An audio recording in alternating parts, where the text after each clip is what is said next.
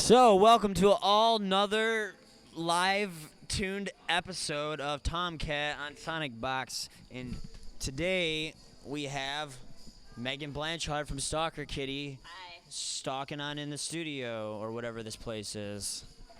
So, what's going on, Megan? What's new and exciting? Well, I just got off tour with my drummer. It was just us. We did an acoustic open mic tour up the West Coast, and it was really fun. Got some practice, and it was very disorganized, but had a great time. It's the best way to do it.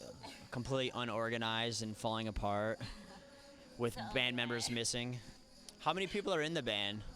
Well, so people have been filtering in and out, but like tonight we're practicing with 4 people. Like we're probably gonna merge bands with, I don't know yet, this band and Sound Foundation. It's like broken up right now, I think. So it'll be 4.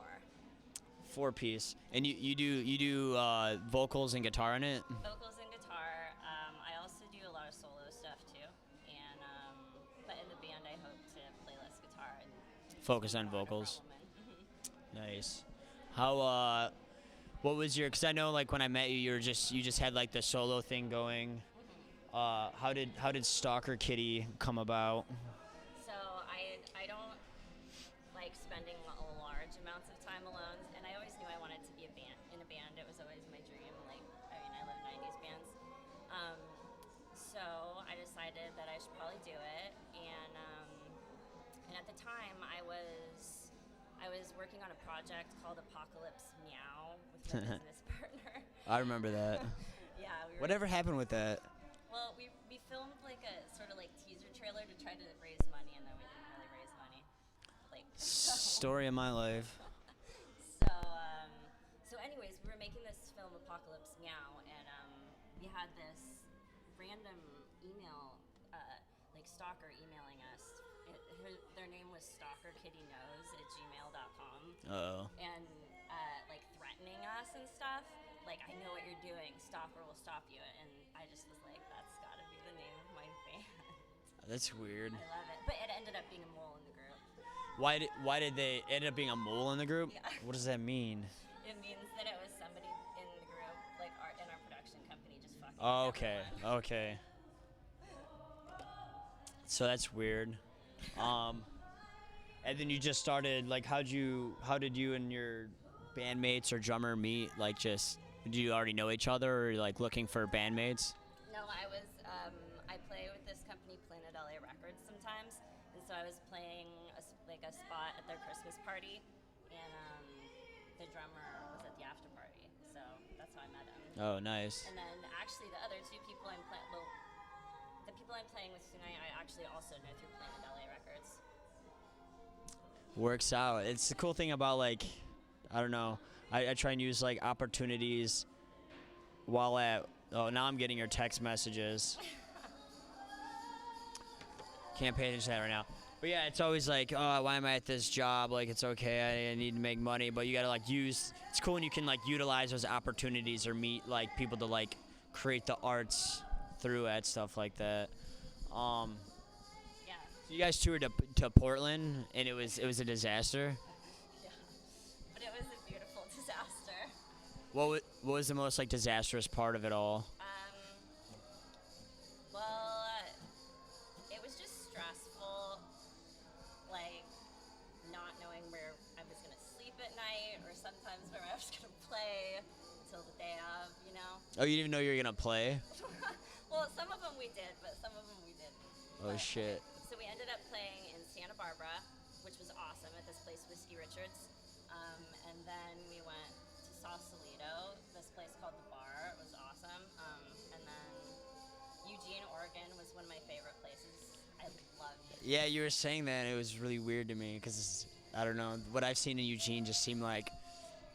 I was visiting my friend on our way back from R2, and I was just like, why do you live here? Why did you move from Chicago to Eugene? But I guess it's a happening place.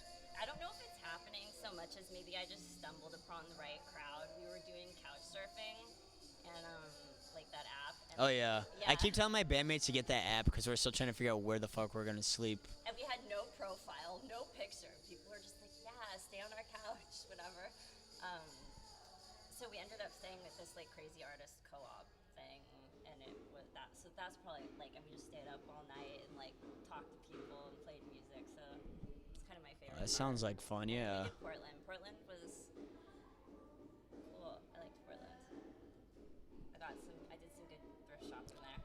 Thrift shopping. Yeah, yeah. Where did you guys play in Portland again? I don't remember the name of the place. Oh well. Disney play.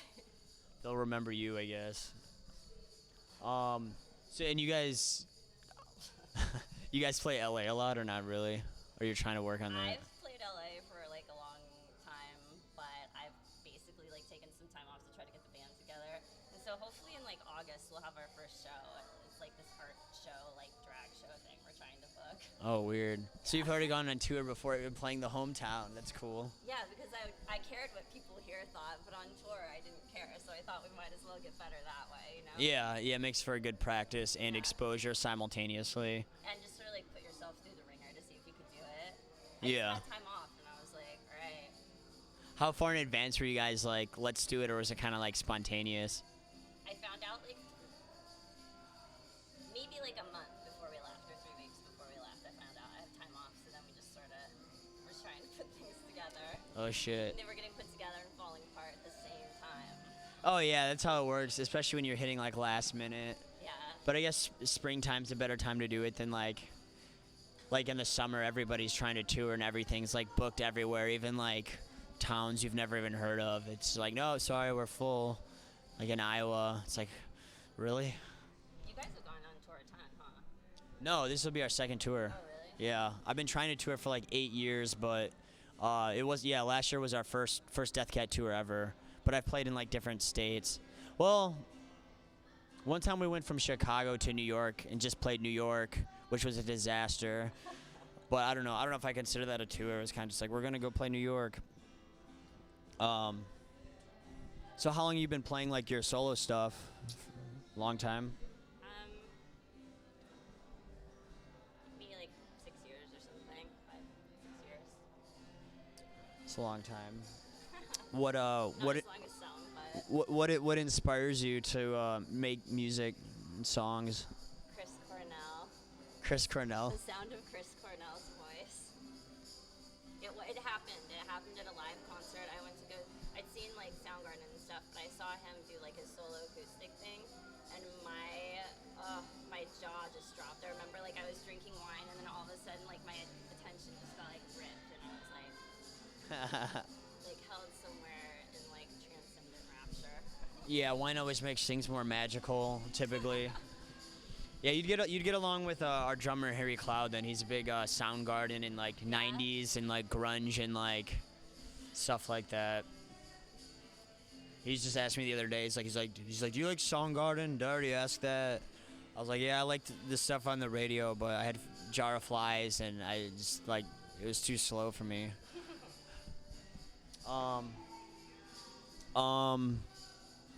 What's the next question? I never heard of them.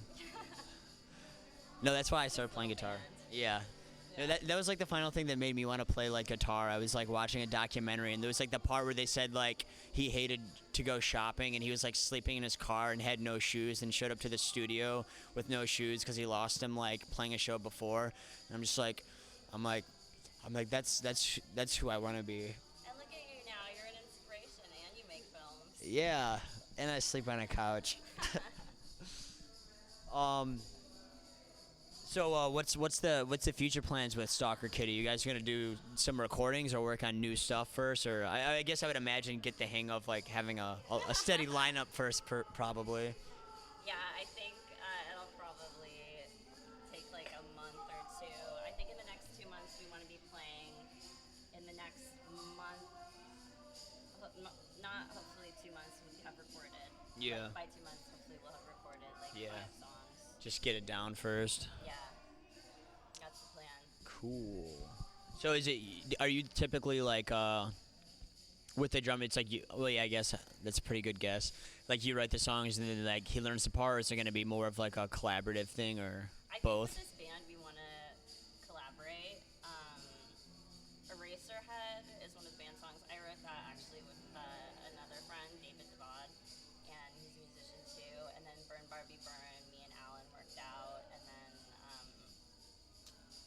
like some solo stuff I might try to bring to the band, but I might just keep it separate. I don't know what I want to do with that. I want to record that soon too. Yeah. And yeah, I mean, I'm not paying people, so I think it's gonna be a collaborative effort, as they say. How do you typically record? You know what? I think we might go to Soundbite Studios. Where's that at again? I've heard of that a million times. Silver Lake. It's like close to downtown. Isn't that the practice? They do practice stuff there too, like Yeah, it's they do. rent space. I think that's maybe where we used to practice, like in like Frogtown I or saw some a shit. sticker there once. Oh yeah, okay, that place. Yeah, they have like the murals on like every wall. Every room's different. Yeah. Yeah, I The like. photography studio too. That place is cool. Yeah, I like the vibe of it, the color schemes. Or we'll just like record it on my drummers. Do any of these names look familiar to you? How's it going out there, Mimolosity and Ten Martin? Oh, that's probably Tennessee. Hi 10. How's it going? We have viewership. and then two anonymous viewers. Mystery viewers. Johan is watching. Johan is always watching. Remember Johan from the other night? Yes. He's watching. Oh my God! Hi Johan. I played one of your songs earlier, but I'm gonna play them both again later. Johan. Yeah, that was good. Johan and Kate gave me some notes. Yeah. I'll play Burn Barbie Burn for you, Johan. There you go. So, what is the next question in the interview? You're asking me. I'm always very prepared. What color socks do you have on? That's funny. Somebody, they're black. Was that you the other day? No. Some weird shit was going on with some socks, some black socks, and for somebody pretending to be my friend on here. I thought they were my friend, and they're like, I want you to take off my black socks. And then I told my friend, I'm like, was that you? Like, for real, was that you? Because they said they were him, but I said his name out loud. And he's like, no. And then he's like, funny, I wear black socks too. So, the Dill Muffs is at it again. Dill Muffs are space socks. Space socks. That invade people's drawers and laundry, stealing their socks to use them as sex dolls or to like pull out their fabric to like restitch themselves during injury. There's a documentary coming out on it. But when your socks go missing, by Planet 9, yeah. Okay. But yeah, when I love it. when your socks go missing, that's what happens to them. The Dill Muffs get them. The Dill Muffs. Yeah, and then they return to their planet of yarn, which I'm planning to invade because there's yarn. So, are you from LA originally? No. Are you from America originally? Yes. Earth? No. Oh. How long you been in LA? 7 years, 8 years. It's a long ass time. It's felt even longer. So you're pretty young when you moved here, Yeah. unless you're secretly 50. I'm secretly old. I just like drink people's blood at night to look like this. Oh yeah, I used to do that. Before I figured out Channing worked too for age. Yeah. Where are you from originally? The Bay Area. Oh, my last guest was from the Bay Area. Yeah. Jupiter Black. Oh, cool. I like it up there. I like Oakland. I've only been up there twice, so I guess I don't know how you gauge anything, but you could like live in LA your whole life and be like, I like it or I don't like it. Go across the street and it's different. Bay Area is cool. What part of the Bay Area? East Bay, Danville, Blackhawk. Oh, You know where that this is like it's like the origins of Rancid and AFI up there. But no, I'm not familiar with it. Like I don't know if I've been. I don't know. I was just like in a car driving and I didn't know what was what really. I just remember lots of traffic. And then somebody sent me text message pictures of a magician show in Michigan. The important things we remember. And being afraid to like leave stuff in the car because people told us it was gonna get stolen. It will get stolen out there. Yeah. We had a friend doing San Francisco, and they stole. It was their first show on their like U.S. tour, and all their instruments got stolen. Yeah. You know, the trick is you have to park next to a car that's much, much nicer than yours, or like in between cars that Yeah. That always works. Yeah. I That don't know about the for whole for me that's basically any car. Yeah. No, we're taking some pretty nice cars, so I'm like, I really want to get like a lock and chain so we can like I literally want to chain myself to my amp and my guitar because I really don't want to deal with it getting stolen. What if you get stolen with it? At least I know where my shit's at. Yeah. Okay. I'm like, I don't know where I am, but I still have my guitar. It looks like someone's about to cut off my toes. Yeah, I spent about 0 hours, minutes, and seconds preparing for the people I interview. I like it better like that. Yeah. Spontaneous. Free flow, awkward pauses. Improv. So yeah, I was inspired to like, well, because I saw that you used a capo Yeah. the other day when we were trying to ghetto rig that one. Oh, that was. Oh. And then I come here and I'm like trying to, I don't even want to write. I mean, I do want to do like an acoustic album. Like I used to do acoustic stuff, but I was also like saying about destroying the universe, which I guess is maybe happening now, which sucks because I'm trying to reverse that. How?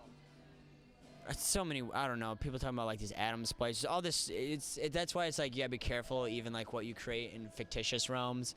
But we had like this thing of trying to cross the line of reality and fiction, and I don't know, shit's really weird, and it's like a little bit freaking me out because it's like some weird shit that I guess I was tapped into or maybe accidentally caused, and it's just Yeah, like, you have to be careful. One time I wrote like this lie to my university, and like it came true. it came true. Yeah, I wrote this like heartfelt letter, and then it came true. What was the lie? God damn. It's really. A deceased so relative? fucked up. No. Yeah, I always get afraid of that. I'm like, don't pretend like somebody died because, yeah. But no, Kat was showing me this thing about the Berenstein Bears. Did you ever read the Berenstein Bears? How do you think, how is it spelled?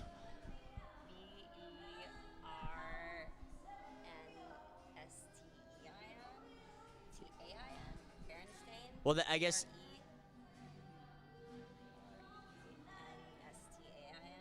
Berenstein. okay, so it was A to you at the end. There's this whole theory that it was originally an IEN, and then somebody like fucked up the timeline and changed it to A. And there's all these people that are like, I swear it was IEN.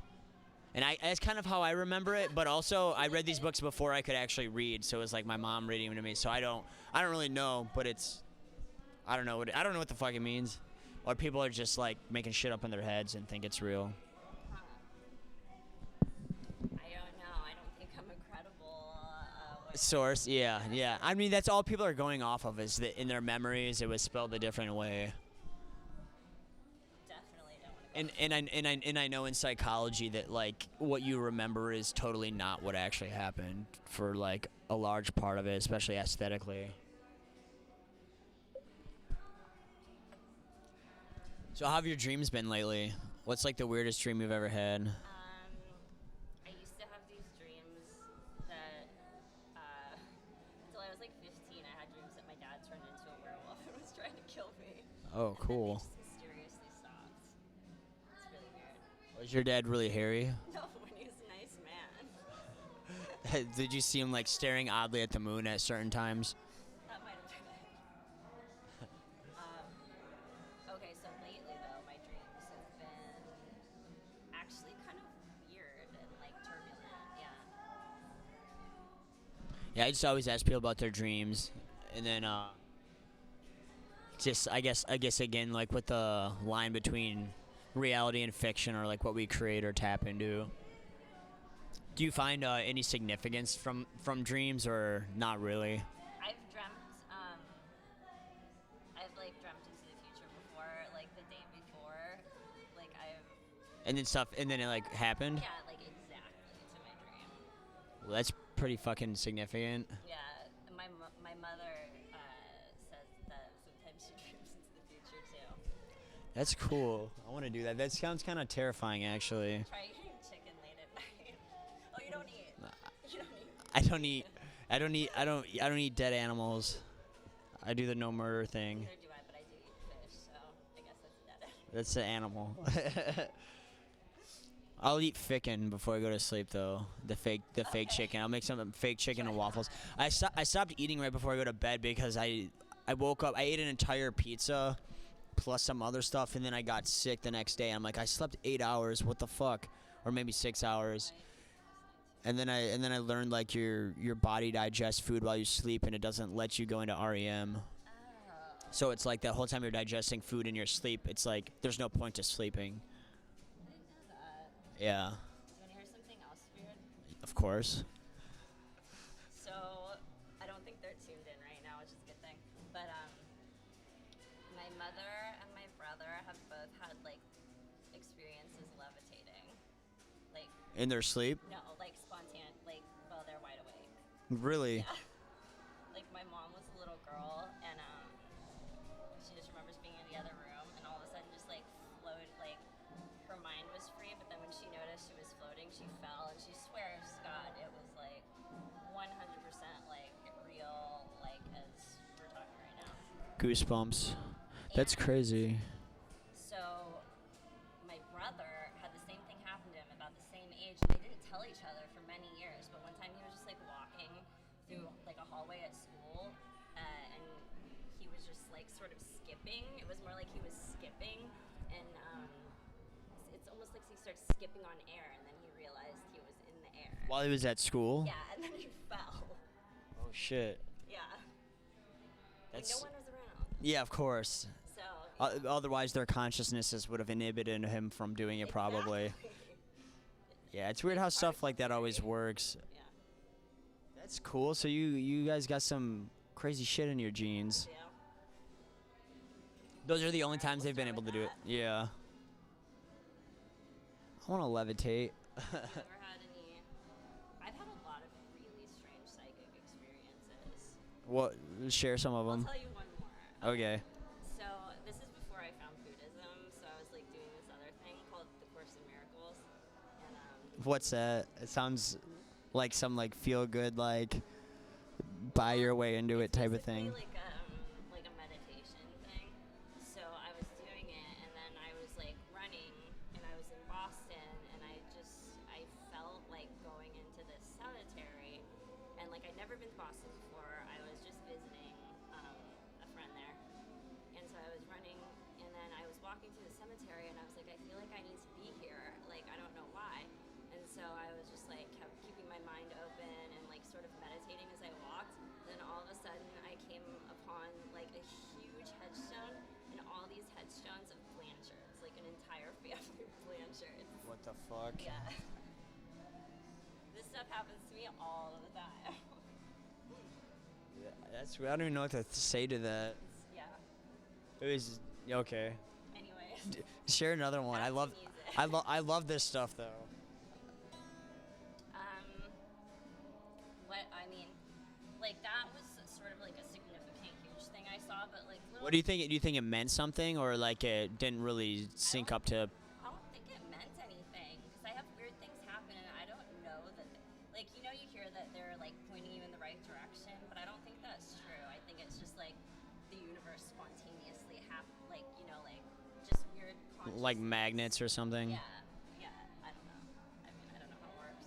Yeah. I always wonder about that stuff too. Sometimes it seems like there's some sort of like reason or aspect where it's like do this or don't do that, and then other times it's just like what the fuck? I don't know. Like I remember like I really needed like a job, and I was like chanting, and then like my friend Holly calls me up and she's like saying I could go like trim weed, and I'm like all excited, and it just like it kind of turned out to be a disaster. Or like or just like little things, like I was really looking for a violin player when I moved to Chicago, and I was just eating pizza at this place, and like this girl starts talking to me, and she's like, yeah, I play violin, and I'm in my boyfriend's like noise band. I'm like, oh well, mine's like a noise punk band. And it's just like seemed like perfect. And then I was working with somebody that played sax, but then like we never jammed. But I guess those are like tiny things. Yeah, you're just kind of like in like you got the momentum going, the flow going. I have one that's like fucking, because I'm trying to really like rebuild my intuition, because for years I like just destroyed it by being a shitty person and ignoring any like conscience I had, because I like didn't like I rejected everything. Like I basically just rejected everything, so I destroyed it. And then like lately, Totally nihilistic for a while too, and it was like the worst time of my life. What was that like for you? It was just like, well, you know, like it's. I mean, what do you believe in when there's so many things to believe in?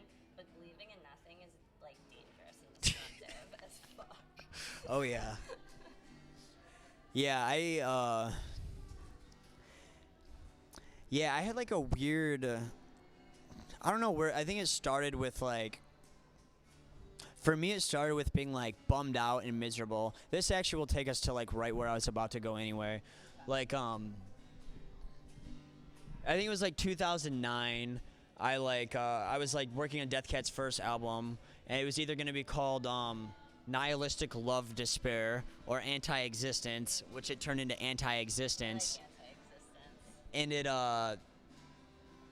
I guess my theory or my sight was like there was all this pain and all this fucked up shit that had happened, and like the only way I thought I could reverse it or cease from happening again was to unravel and destroy the universe. And my method to doing so was going to be through my music. And I was already such a negative person. Like, I'd do these open mics, and I remember there was this girl I liked, and she'd like yell at me, why do you have to be so negative? And I just really hated everyone saying like, you need to be more positive. I'm just like, fuck positivity, it's fucking reality. I'm gonna fucking deny all of its existence. Like, you have no proof that you even exist. Like, all your rules are just stupid morals that you made up or that you blindly follow because of your bullshit religion, blah blah blah. So I like kind of threw all that to the wind. And even though I was like dating the person that like I had like centered as all my cause of, or most of my grief, I guess, like the intense shit, like the shit that sparked this, even though I was like with her, I guess I was still like going through with this like notion of destroying the universe. And then what happened? I just started getting serious about it. I started taking a lot of drugs, a lot of like psychedelic drugs, and trying to tap into things to like destroy them. And I would just like, it was really good art, honestly. Like, I love your art. submit to nothing. Your art is my favorite art. I don't know what that says. Really? But I like it. Well, that means a lot. Yeah. Thanks. Yeah, good stuff, but I don't know what it does for the soul. I just know. I guess I'm just demented. And then what happened? So that was the mission. I would do these things, war against the living. And then I met my friend. We'd been taking the same batch of acid, and we were just like psychic connection. I feel even weird talking about this right now. Like, I don't know. Like, I feel like I'm totally going into a lower vibration, and it's kind of like making me feel unstable. Okay, get out of it. No, but it's good to analyze it. This is just like the history of what happened. Maybe. I watched like the history of Death Cat or something. Oh, the Curse of the Death Cat. I think it was. It was like a mock documentary. Yeah. That's all that. Yeah, That is all of that. Yeah. Yeah. So you know what happens. Yeah. So basically, we started. I was already trying to start a collective, and we were on the same page, and we decided we wanted to call it Nothing. And then it accidentally turned into a cult. Like, it was supposed to be a cult fictitiously, and then it somehow manifested into reality. And then while we were making that, I had basically a panic attack where he was like going into some weird zone, and I already started deciding I don't want to destroy, my happiness. I care more about my happiness because it's not making me happy. I'm just like miserable. I want to be happy. So I casted a spell lyrically, unintentionally, to get myself out of it. I don't know what happened to that. I've tried to find it a few times, but then stuff started working out, and like my band started reforming, like not in just improv.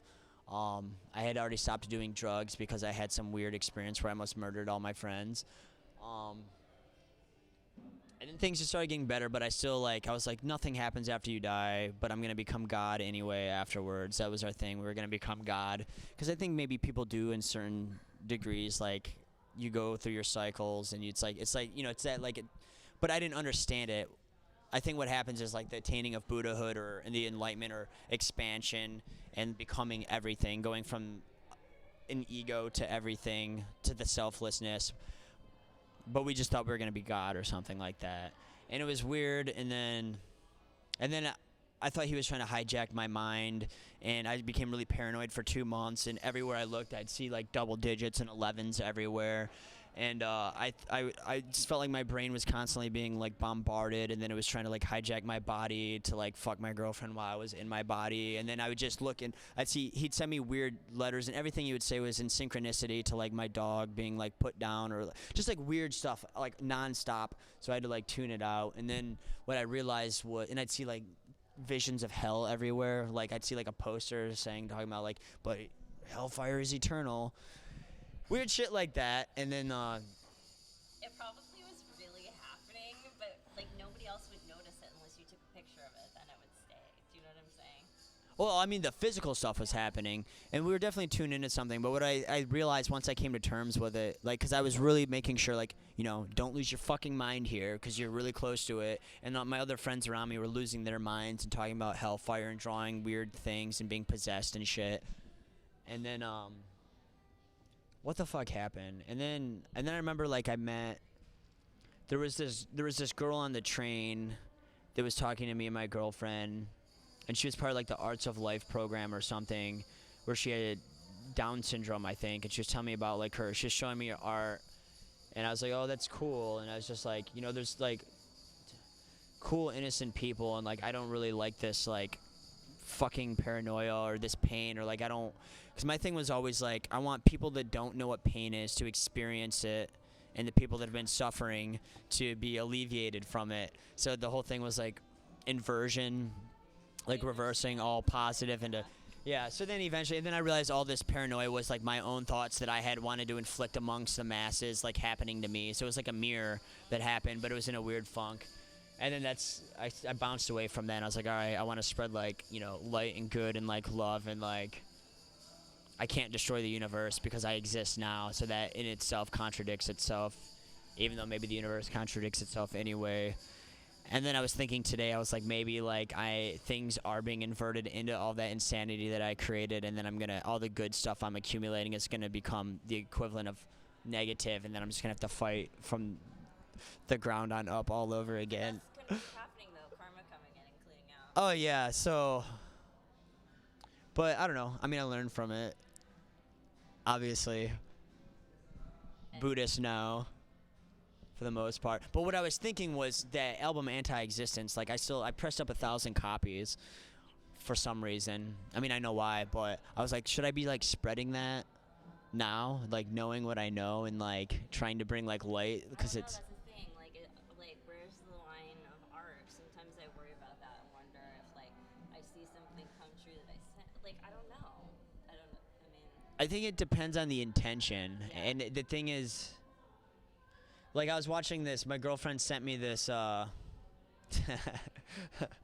was just reading their stuff, deep shit. So my girlfriend sent me this thing about this cult called Unarius, this UFO religion or something that Jello Biafra was interviewing. And how do you forget what I was saying? Oh, he was talking about using negative imagery to bring people to being aware for a positive effect, making people conscious.